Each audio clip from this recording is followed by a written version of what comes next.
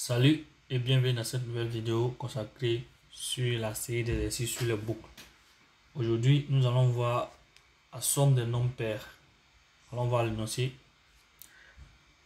Donc, c'est l'exercice 2, somme des nombres pairs. Écrivez un programme qui calcule et affiche la somme de tous les nombres pairs compris entre 1 et un nombre donné par l'utilisateur. Donc, attendu 10. Sortir la somme de nombres pairs entre 1 et 10 est 30. En gros, ce qu'on nous demande, c'est demander à l'utilisateur de saisir un nombre et on va prendre à partir de 1 jusqu'à le nombre que l'utilisateur a saisi. On va calculer les nombres pairs et afficher sous la forme qu'on nous a demandé. Donc, ce que je vais faire déjà, je vais récupérer le nom de l'exercice pour créer un nouveau dossier pour des raisons de structuration. Et je vais prendre ce qu'on vient de créer là, mettre dans le dossier en question, créer un nouveau fichier avec l'extension py avec le même nom, .y. Bien, ensuite je vais mettre l'énoncé en évidence pour qu'on puisse voir, s'en servir à chaque fois. Et maintenant ce que je vais faire, je vais mettre un peu. Alors on va commencer par définir x, on va lui affecter 10 comme c'est ce qu'on a pris comme valeur de départ. Après on pourra demander à l'utilisateur de rentrer un nombre. Ensuite on va calculer la somme. Donc ici on va déclarer la variable somme et on va lui donner 0 pour le moment. Et on va voir l'index de départ, l'index. Donc on va commencer par 1 et on va faire maintenant la condition while. Maintenant ici, est-ce que ici l'index est inférieur ou égal à x, le nombre qui sera rentré par l'utilisateur?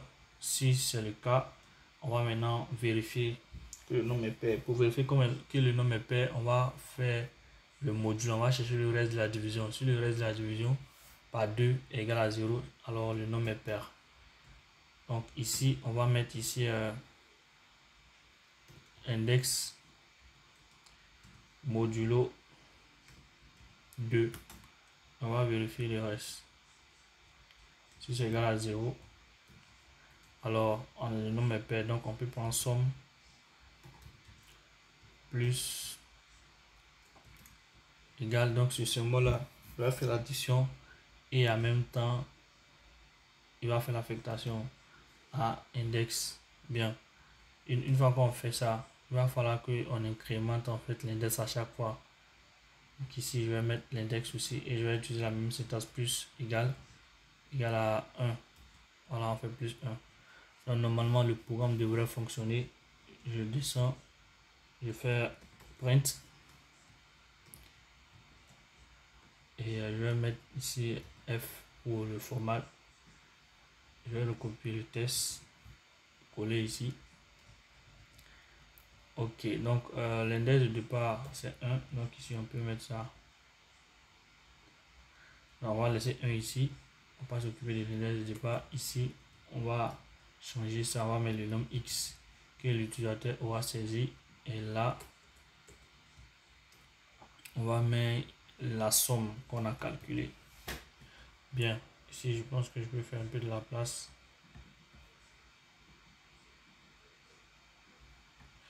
Voilà, donc je pense qu'on a le programme. On va maintenant chercher à rentrer à l'intérieur du dossier. On va Python 3 suite somme.px py et on lance. Donc on a 30. Donc la somme des nombres pairs entre 1 et 10 et 30. Ça se justifie. Si on met en commentaire par exemple, ici on va mettre en 10 on a 2, on a 4, on a 8, après on a, je pense qu'on a 6, d'abord 4, 6, et on a 10. Alors ça fait 30.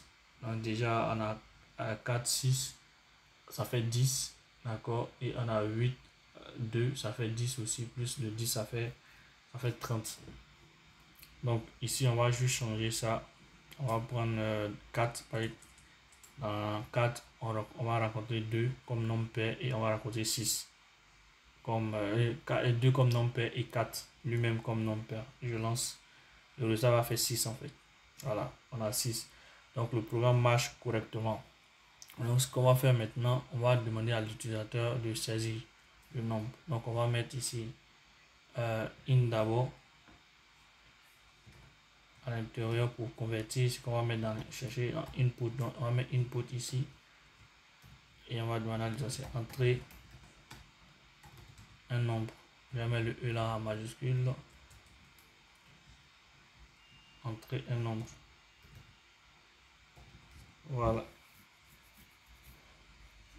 Donc là, on va demander à l'utilisateur d'entrer un nombre. Donc le nombre qui sera rentré, c'est en chaîne de caractères. Et ici, on va convertir ce nombre-là. On va lancer le programme.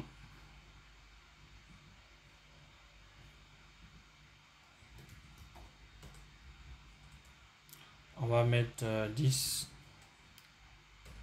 Alors on a 30. On relance le programme. Cette fois-ci, je vais mettre 2.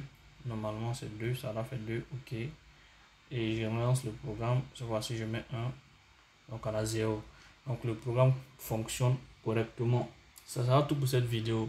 N'hésitez pas à liker, à commenter si cette vidéo vous a plu et à partager à vos amis pour que YouTube puisse référencer notre chaîne. D'ici là, portez-vous bien. Je vous dis à bientôt pour une nouvelle vidéo. Peace.